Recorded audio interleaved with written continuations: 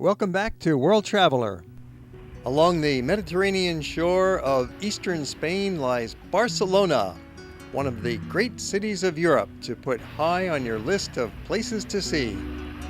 Although its sprawling metropolitan area is home to 4.2 million residents, you can easily see the main attractions of this country's second largest city in just a few days by walking through its square-mile historic center. And be sure to see Barcelona's most famous building, Sagrada Familia, that fantasy church designed by the eccentric architectural genius Gaudi. It would be smart to spend most of your time in and around the old section of town called the Barri Gothic or Gothic Quarter, a giant pedestrian zone surviving from the ancient days. Barcelona has a large number of important historic sites and museums, shops, and tourist destinations, but the best attraction for many visitors will simply be this large pedestrian district. It's perhaps the most extensive automobile-free district in all of Europe, except for Venice, which has no roads at all. In fact, Barcelona has been called Venice without the water. Of course, Barcelona has plenty of cars and trucks and buses on the busy big streets, but it's easy to get away from them. Indeed, one of the most enjoyable activities in Barcelona is simply taking a walk through these many narrow lanes away from the automobile traffic. The lanes wander and bend and curve like the maze of a travel mystery that leads to the overwhelming question, what's around the bend? Remember to look left and right as you pass the smaller alleys intersecting with the main lanes. And you don't need to walk down every one, but they are worth a glance, and some of them might tempt you to probe into them, into their depths. It's really a lot of fun. We'll be suggesting specific routes in this program, but you're always encouraged to go off on your own and deviate and follow what looks good at the moment, and then perhaps get back onto our suggested route later. The pattern of narrow streets has survived for over 2,000 years, ever since the city was first established by the ancient Romans, who built a wall around what would later become the Gothic Quarter. And some of the street patterns that we see today were actually established way back then by those clever Romans. Their clustered town surrounded by the wall became what is the heart of today's Gothic Quarter. Even earlier, around 500 BC, the Phoenicians and Carthaginians created a harbor for merchants in this area. During the Middle Ages, the basic urban design was preserved, and somehow in the following periods, let's say in the Renaissance and the Baroque times, not much happened in Barcelona. And even right up to the modern period, this Gothic Quarter was basically ignored and neglected while the rest of the city developed around it, preserving this historic center by default. Now, in recent decades, the city realized what a treasure they had with this intact medieval core, and they have done a great job renewing it to create the city's main attraction. You'll find that many of Barcelona's 35,000 stores are packed into this pedestrian zone. These are small, independent boutiques in the traditional European manner, much different from the American system of having identical shops in every shopping mall. Barcelona's retail zone continues north beyond the Gothic Quarter along what is called the 5K shopping line, which amounts to about a 3-mile corridor extending along trendy, wider boulevards, especially Passeig Gracia. This more modern zone was developed from the late 19th century in the Modernista style, also called Modernisme. It's a richly decorated version of Art Nouveau architecture that developed in Barcelona as a means of expressing their Catalan identity. You have to understand that Barcelona is a bicultural city, with influence of Spain, of course, and Catalunya mixed together freely, adding to the allure of this exotic place. Now, Catalan culture rose here during the 9th century, and then it thrived during the next 8 centuries in the independent kingdom of Catalunya. Its native language is surprisingly not a pure Spanish, but Catalan, which is kind of a mixture of French and Spanish that follows its own rules. And Barcelona has always had close ties with the rest of Europe. For example, while most of Spain was occupied by Muslims during the Middle Ages, this region was not, but it was allied with the Franks. France is very close to Barcelona. And these historic differences are flourishing today in Barcelona's exotic mix of cultures and styles after being repressed by Franco's dictatorship, which outlawed the local language and many customs all throughout the 1930s right up until the early 1970s. Now, it's not too much of a stretch to say that the Barcelona residents consider themselves to be Catalan first and Spanish second, although hardly anyone is pushing for independence from Spain anymore. There's 4 TV stations that broadcast exclusively in the Catalan language, and most of the street signs are also bilingual. Enough shops and restaurant workers speak a little bit of English for the visitor to get by just fine, so don't worry about having to learn to speak Catalan. Now, Barcelona is such a cosmopolitan city that it has attracted a lot of foreign immigrants to come and live here, and the main source are coming, not surprisingly, from South America, especially from Ecuador and Peru, which together account for nearly 1/3 of all the immigrants. Of course, Barcelona is a very popular city for tourists, especially with its convenient location near the border with France along the beautiful Mediterranean, and its many wonderful attractions, as you will discover during your visit. Population of the urban core of the city is 1.7 million, with the 4 million people extending out into the broader metropolitan area. But most attractions are concentrated right in the 1 square mile of the historic center, making this a very easy city to explore. You could begin your explorations of Barcelona right in the main square at the center, which is Placa de Catalunya, a large patch of greenery with trees and lawns and fountains and benches, and flanked by 2 large department stores, El Corte Inglés and Fnac. Barcelona's modern shopping district is just north, and the old town is just south. Placa de Catalunya is a transit hub with several metro and commuter trains running underneath it, and major bus stops all around it, and with 9 streets leading into it. You can catch the open-top tour bus in front of Corte Inglés, but you might hold off on that scenic ride until later, after you've seen the heart of town on foot.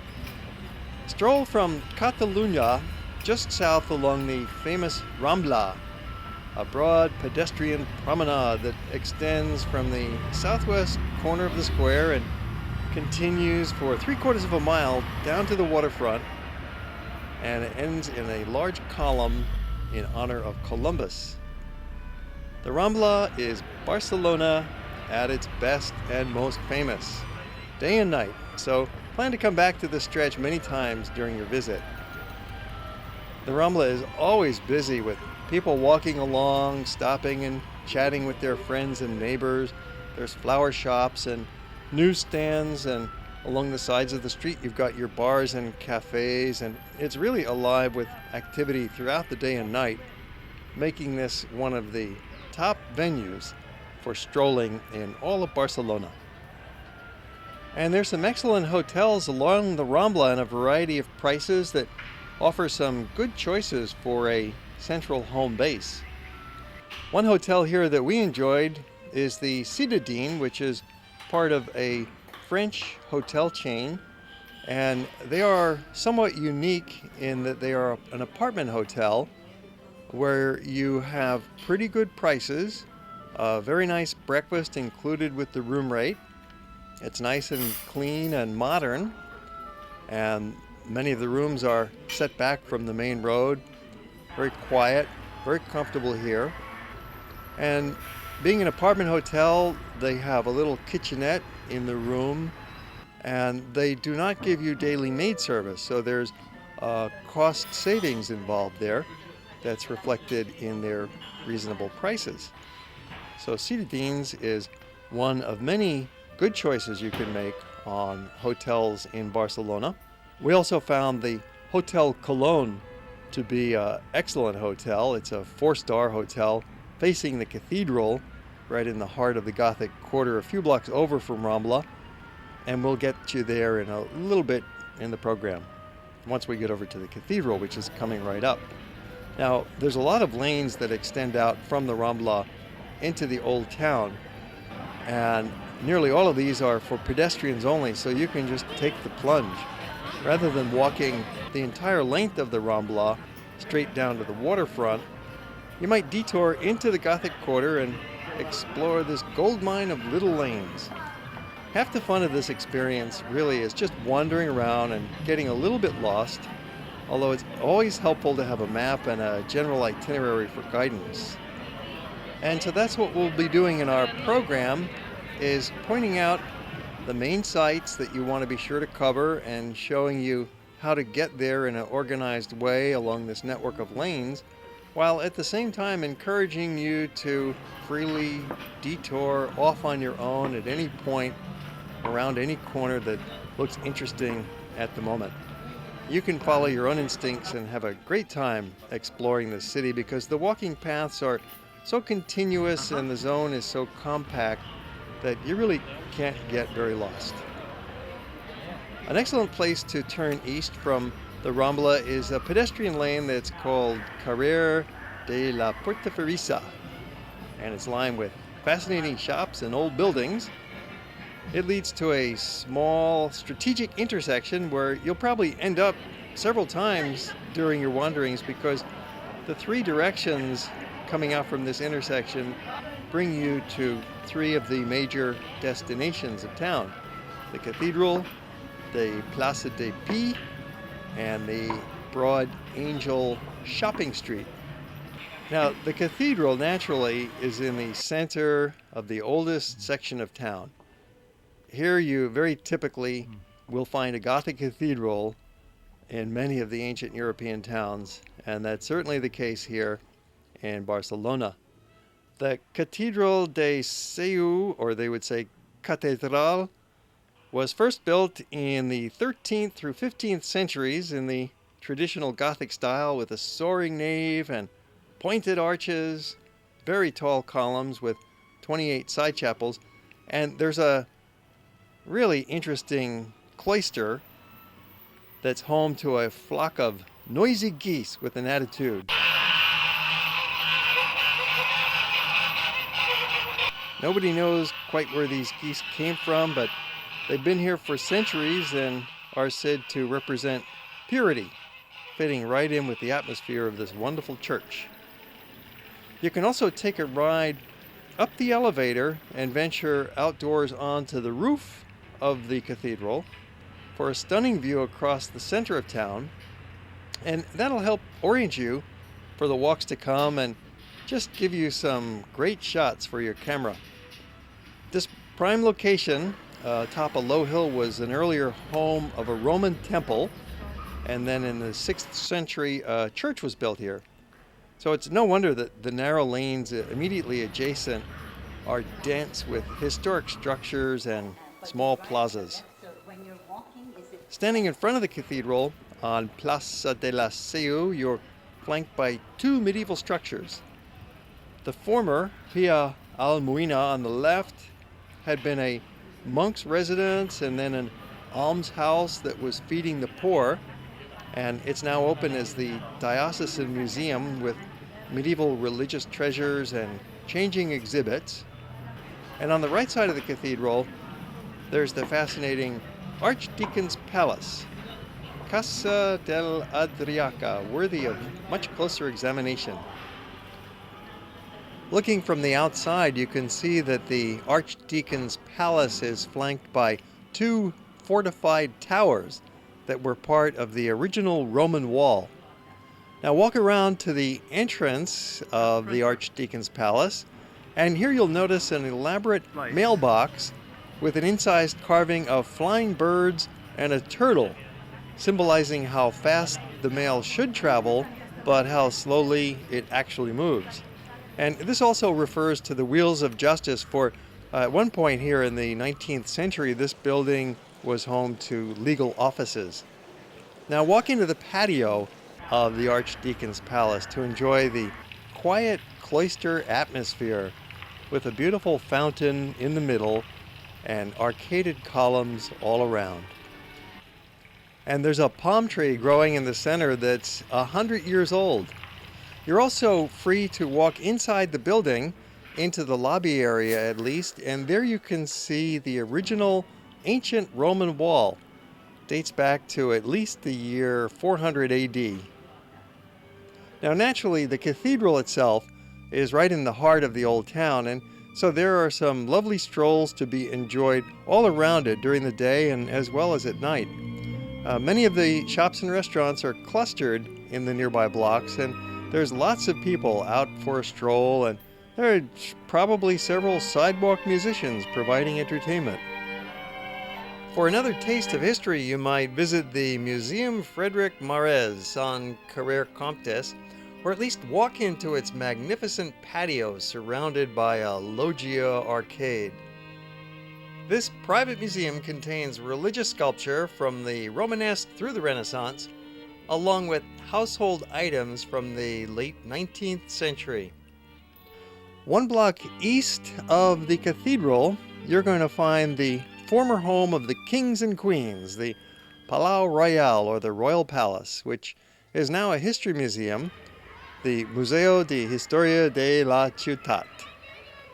In 1493, Columbus reported his great discovery to Ferdinand and Isabella in the palace's spectacular banqueting hall, the Sala del Tinel, whose roof is formed by the largest medieval stone arches in all of Europe.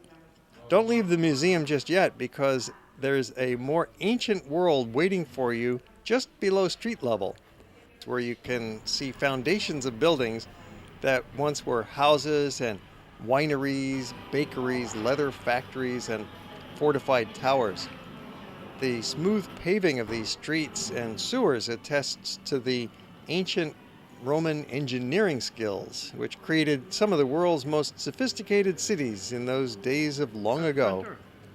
Now, if you don't want to pay to go inside, you can just peek in a few of the windows to see a little bit of the underground remains, and then you might visit the gift shop to look at pictures of the site and perhaps buy some souvenirs. There's also Roman ruins visible at street level just around the corner on Carrère de Paradis. It's in a little patio, and here you'll see 4 Corinthian columns that are still standing from the ancient temple of Augustus, dating back to the 1st century. And there's also traces of Roman wall a few blocks away along Carrère Tapineria. The principal Roman street intersection in the underground museum is the same approximate location today of a major plaza up above it, Sant Jaume. That's where the City Hall and the regional Catalan Parliament, the Palau de la Generalitat, face each other. This was originally the site of the ancient Roman Forum, which was the center of the Roman town. And now 2,000 years later, this is still a major center of activity, and there's actually 9 streets leading out from this one plaza, and each of those streets is worthy of exploring on foot and having a look at. The many people walking about here make a good audience always for the buskers, those sidewalk entertainers who rely on tips for their income. When you hear some decent sounds, be sure to just stop a while and linger, listen to the magical ambience, and then don't forget to drop a few coins. We heard this fellow in the evening making beautiful music just using glasses filled with water.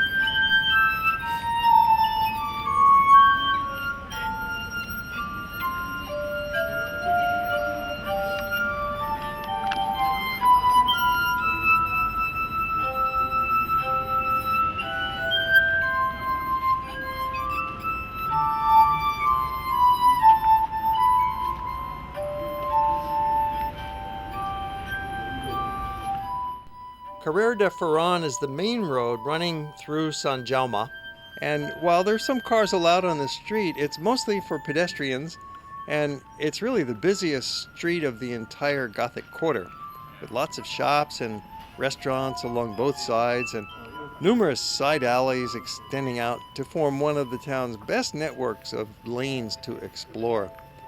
And this area can provide an excellent focus for the next major portion of your walking tour, for this neighborhood is filled with the throngs of people drawn to the many restaurants and to the little shops that stay open till 8 o'clock at night or 9 o'clock.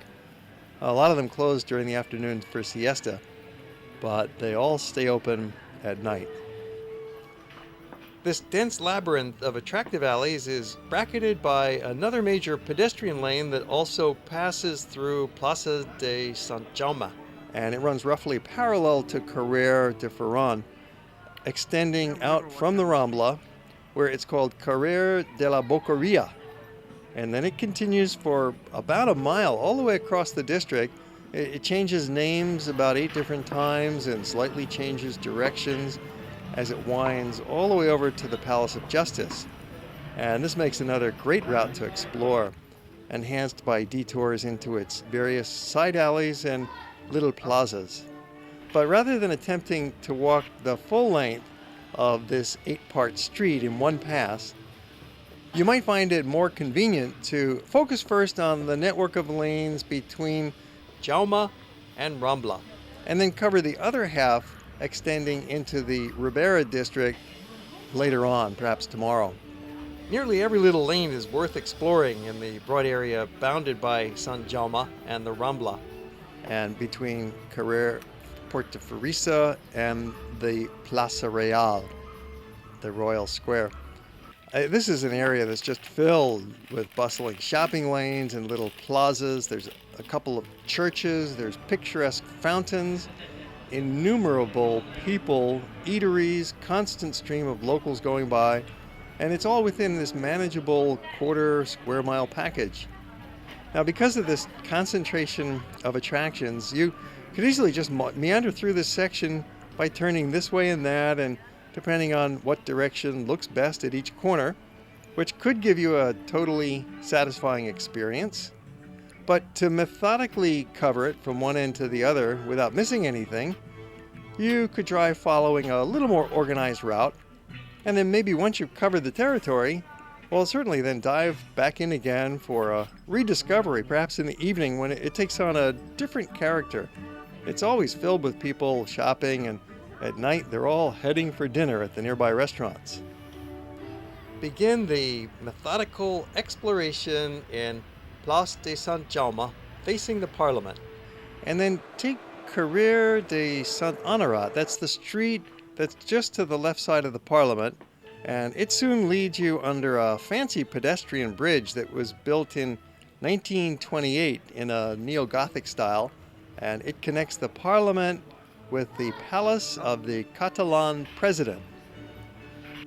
After this bridge, turn left past the church of Sant Sever, whose elaborate Baroque altar can be seen through the glass of the locked front doors.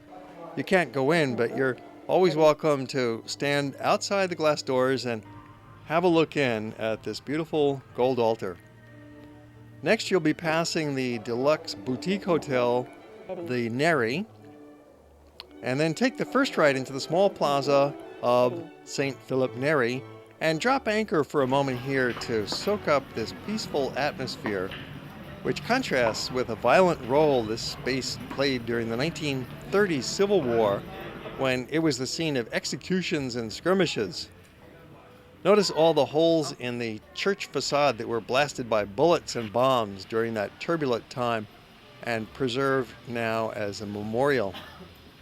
Placa Neri is a little out-of-the-way spot that most visitors would miss walking right past the entrance without seeing it's here, but you'll find that it's worth a visit.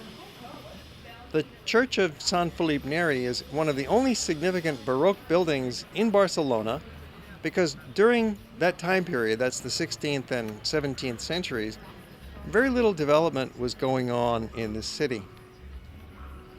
The 1500s began that period of great colonial expansion into the New World, which saw tremendous economic growth, where Spain was plundering a lot of the gold and riches of the New World and bringing back important food crops, sugar, and tobacco. But for political reasons, this wealth was all directed towards Castile, which is in the central part of Spain and the southern part of Spain, around the port of Seville, not to Barcelona, which fell into a long period of economic decline as a result. Queen Isabella was supporting her home territory, which was Castile, to the exclusion of the Catalan area. Now that's a major reason why we have such a well-preserved Gothic town to enjoy today, since very little construction was taking place during that time, and ever since the Middle Ages in this central part of town, there have been very few changes. So we are blessed with this beautifully preserved Gothic old town. Now from Plaça Neri, walk a short block over to Carrer de Barris. That's the former site of the Roman wall, and it's now a very busy shopping street that's worthy of an extended stroll up and down its 300-yard length. It runs between the Plaça Nova and Carrer de Farran. And then next, make your way over one block more to the Gothic church of Santa Maria del Pi and the three enchanting little plazas that are around it. This is another one of the great spaces of Barcelona that has it all. There's benches to rest, you've got trees for shade, outdoor cafes, there's shops, statues, and those little piazzas really create a wonderful atmosphere of spending some leisure time and enjoying the space here. And there's other major attractions within a few blocks, and it's all anchored by this most impressive church that has the world's largest round Gothic stained glass window. The impressive church interior features a high ceiling with Gothic vaulting and many stained glass windows all around, but otherwise the interior is rather plain because it was burned out during the Spanish Civil War. Now at night, these three little plazas are really lively with a lot of people sitting at the cafes or simply walking through. There's 6 little lanes that intersect here. The side plaza of Sant Oriol is especially busy with this popular restaurant Taller de Tapas and the nearby Maison Jesus, a simple restaurant with Catalan cuisine. And now you might zigzag through the little alley nexus that includes the main routes of Boqueria and Farran and the row of lanes in between them. And then you'll arrive quickly at the Grand Plaza of the Plaza Real, that's the Royal Square. And this was built in the 19th century. It's surrounded by magnificent arcades on all sides and anchored by a grand fountain in the center. It also features some street lamps that were designed by Gaudi. Now, most notable among the restaurants here is a real phenomenon called 15 nits. And people line up here for over an hour to get in for dinner. And they're attracted by the low prices and the high quality and the skyrocketing fame of this amazing restaurant. Now, one way to beat the line is to come for lunch, especially if you come for a late lunch, arriving just before 3 p.m. to catch their last seating. Or you could eat at their other restaurant. It's called La Dulce Herminia, and it's just as good and less crowded, but it is located about a half a mile away over near Via Laetana at 27 Magdalenas. And it also gets very busy, so if you're arriving for dinner, be sure to get there just about 8 p.m. or you could call for a reservation. They have excellent food and really perfect service there. Another busy street, 2 blocks from Plaza Real towards Sant Jaume, is Carrer del Vino. And that's a pleasure to stroll it during the day or at night. It's got more shops and restaurants, a real local kind of a hangout.